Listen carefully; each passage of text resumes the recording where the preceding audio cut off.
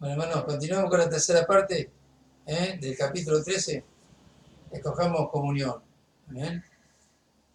Vale. Bueno, yo quería, en el capítulo anterior o en el video anterior habíamos hablado acerca de qué surge de la comunión, ¿no? Aspectos inesperados y seguramente muchos más que nosotros no hemos visto, ¿no? Eh, y ahora nos hicimos otra pregunta. ¿Qué es lo que entorpece o dificulta la comunión? Porque de parte de Dios, de parte del Señor, está la intención. De hecho, lo declaró que sean uno.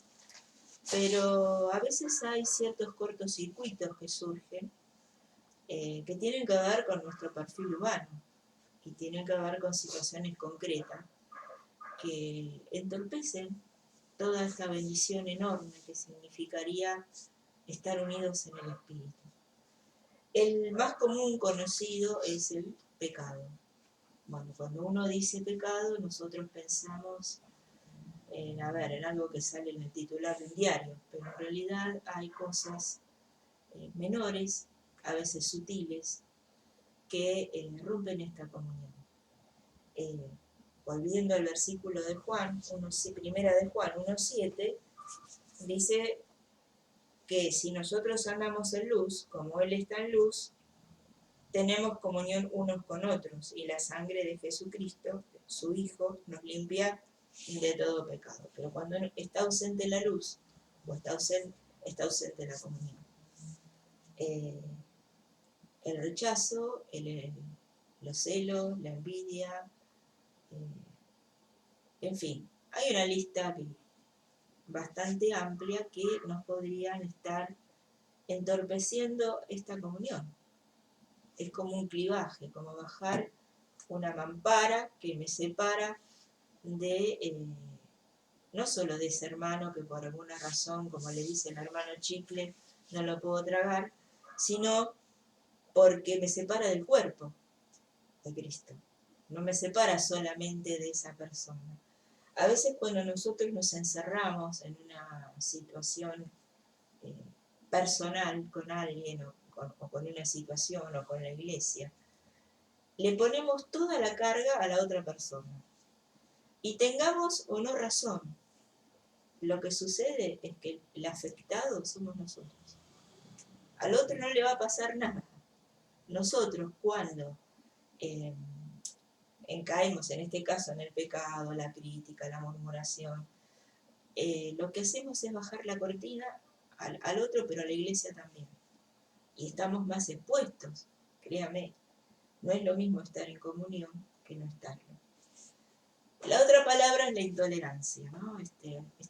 Cosita que surge también con estos roces que tenemos como humanos, porque no somos espíritus etéreos, sino que estamos en un cuerpo, tenemos emociones y tenemos una historia y tenemos un montón de cosas y no somos todos iguales. Y aunque parezca algo así irracional, lo más rico que puede tener un grupo es la heterogeneidad, o sea, que todos seamos distintos, porque cada uno tiene algo que aportar. Pero por lo general nosotros buscamos qué cosa, los que se parecen a nosotros. O Piensan como nosotros. O piensan como nosotros, claro.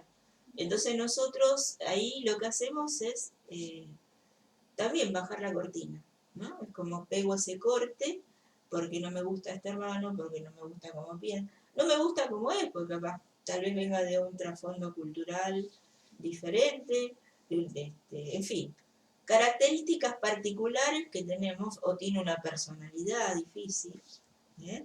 Yo creo que en este momento están surgiendo ideas en tu cabeza de gente que conoces, ¿no? Gente que realmente te tienta de sacarla del circuito de tu vida.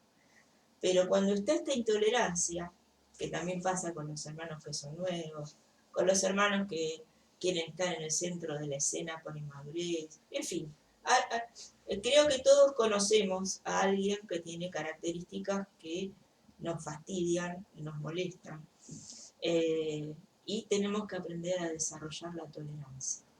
Qué cosa, ¿no? A tolerar esa dificultad parándonos en la comunión, ¿sí? A través de la comunión. Tenemos que poder superar la diferencia que ha surgido como consecuencia de este roce humano. Es algo natural en el hombre. Por lo general nosotros nos asustamos de lo que es diferente, de lo que no se parece a nosotros. Y acá mi esposo tocó acá. Eso es lo que pasa. Cuando vemos a alguien que es diferente, la tendencia es como una tendencia humana, enseguida huimos, ¿no? Porque nosotros nos identificamos con el que piensa igual. Esto, que no hace falta que se lo diga, es muy común en la iglesia, ¿no? La construcción y la interpretación subjetiva, o sea, el criterio, ¿no? A veces nosotros estamos ahí en una tormenta de ideas, como se llama técnicamente, tratando de construir un plan. Y bueno, hay diferentes temperamentos y diferentes personalidades y diferentes puntos de vista.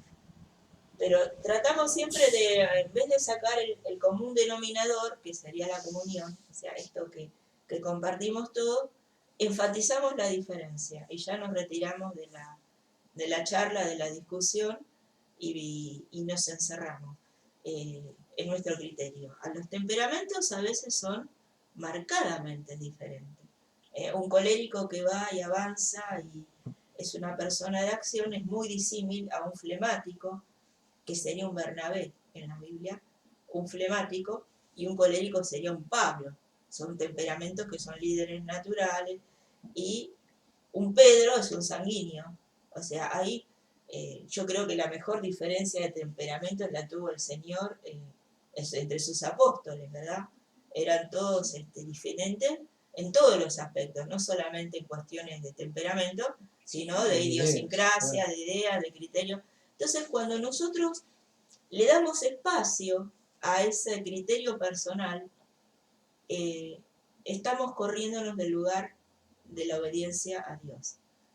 ¿Por qué? Porque yo me tengo que supeditar a lo que dice la palabra. Mi criterio no puede estar por encima de lo que dice el Señor. Y yo no puedo bajarle la cortina a alguien porque no piensa igual que yo, porque no me cae bien, porque le faltan los dientes, porque habla de otra manera.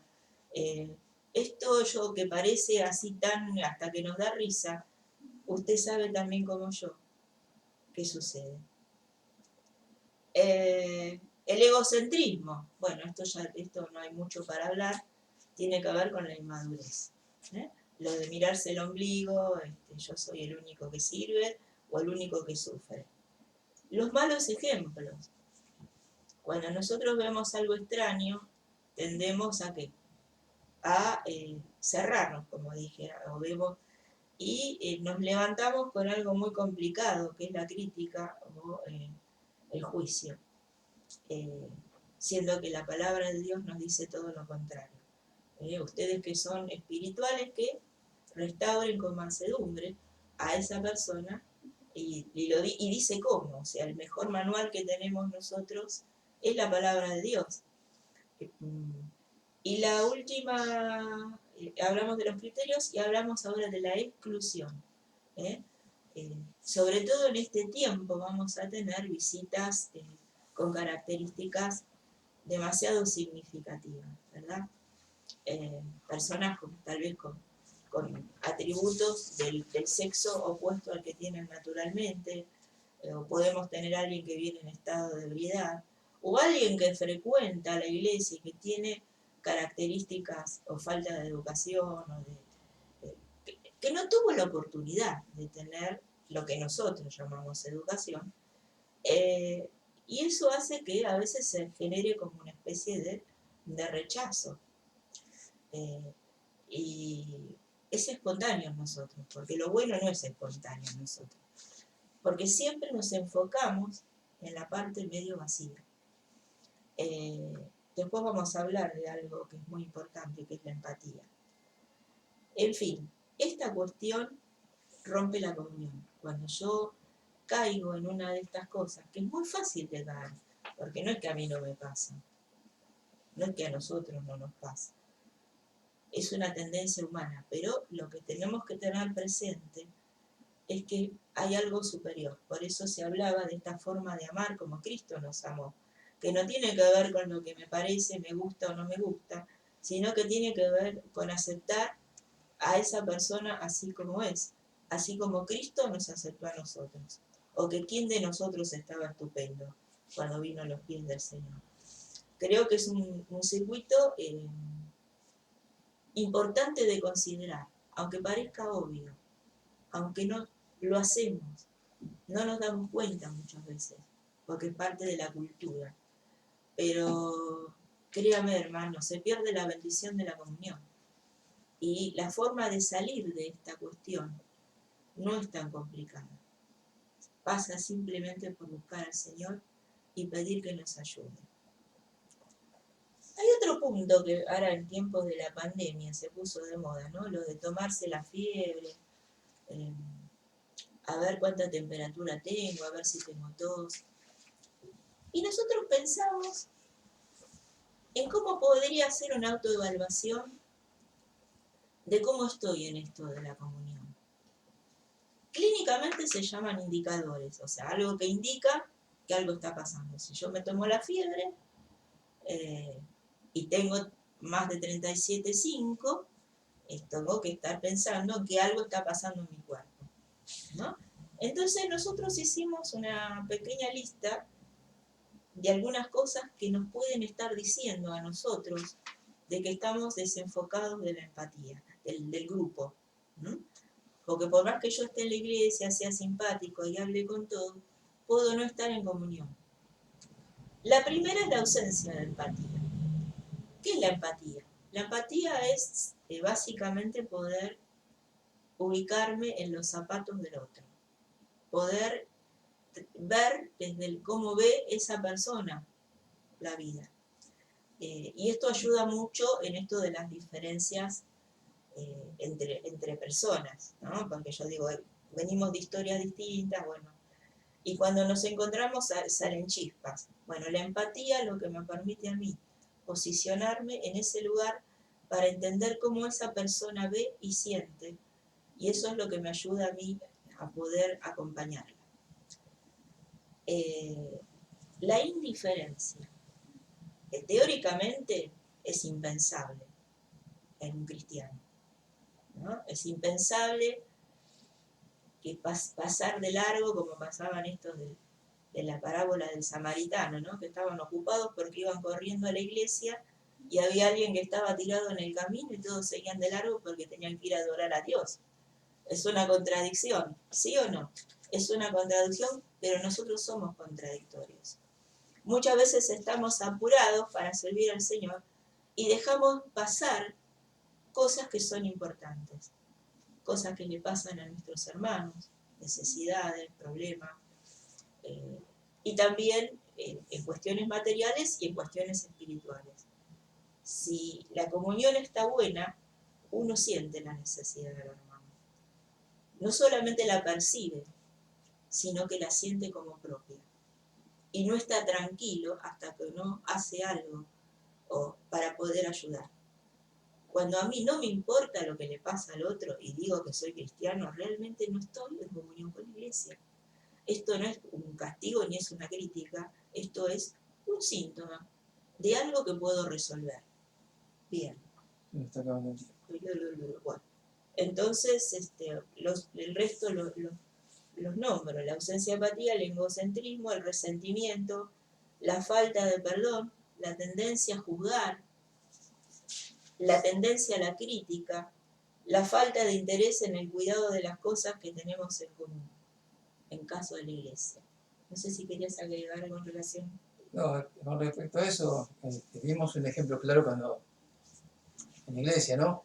A veces dejamos las cosas, usábamos las cosas de la iglesia y por ahí quedaba ahí las cosas arriba del...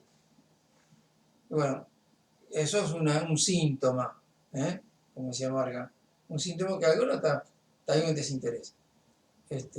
Bueno, terminamos acá. Dios les bendiga.